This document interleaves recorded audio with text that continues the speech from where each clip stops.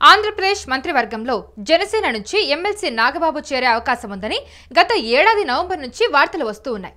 ఈ విషయాన్ని టీడీపీతో పాటుగా జనసేన కూడా అధికారికంగా ప్రకటించడంతో ఆయనకు శాఖ కేటాయించడమే ఆలస్యమని చాలా మంది భావించారు. జనసేన పార్టీకి పార్టీ ఆవిర్భావం నుంచి కష్టపడుతూ వస్తున్న నాగబాబుకు ఎమ్మెల్సీ పదవిని కేటాయించే విషయంలో కూటమి ఏకాభిప్రాయంతో ముందుకు వెళ్ళింది. ఒక రాజ్యసభ సీటు విషయంలో నాగబాబు ఎదురు చూడడంతో ఆయనకు ఎమ్మెల్సీ ఇచ్చి మంత్రి పదవి కేటాయిస్తామని కూటమి ప్రకటించింది.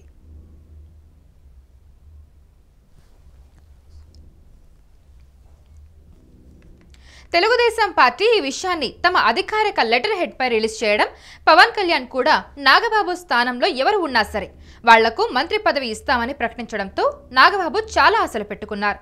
కానీ జనసేన పార్టీ ఆవిర్భావ దినోత్సవం సందర్భంగా ఆయన చేసిన వ్యాఖ్యలు మంత్రి పదవికి దూరం చేశాయనే అభిప్రాయం చాలా మందిలో వ్యక్తమవుతోంది.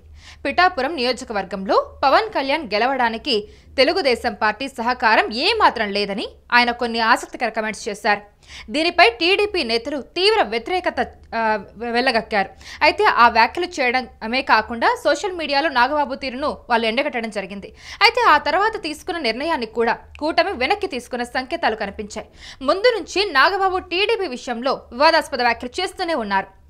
అయితే ఆయనకు మంత్రి పదవి ఇస్తే నందమూరి బాలకృష్ణకు కూడా మంత్రి పదవి ఇవ్వాలని ఆయన అభిమానులు డిమాండ్ చేయడం ఆశ్చర్యం కలిగించింది.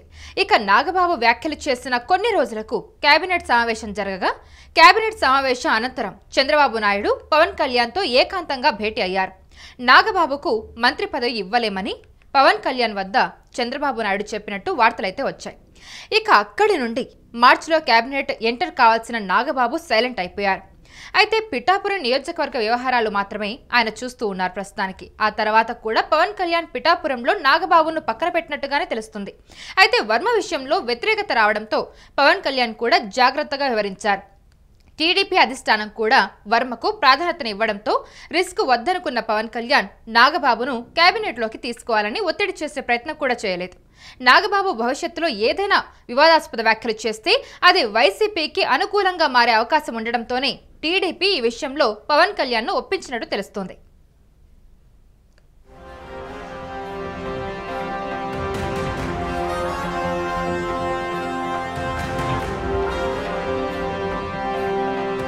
టీడీపీ క్యాడర్లో కూడా వ్యతిరేకత రావడంతో చంద్రబాబు సాహసం చేయలేకపోయారని చెప్పొచ్చు. అయితే వాస్తవానికి ఏపీ మంత్రివర్గంలో ఒక పదవి ఖాళీగా ఉంది.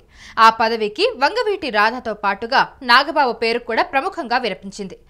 ఇదే సమయంలో దేవినేని ఉమా పేరు కూడా చర్చకు వచ్చింది. బీజేపీ నుంచి సుజనా చౌదరి కూడా మంత్రివర్గంలోకి అడుగుపెట్టేందుకు తీవ్రంగా ప్రయత్నాలు చేస్తారనే ప్రచారం సైతం జరిగింది.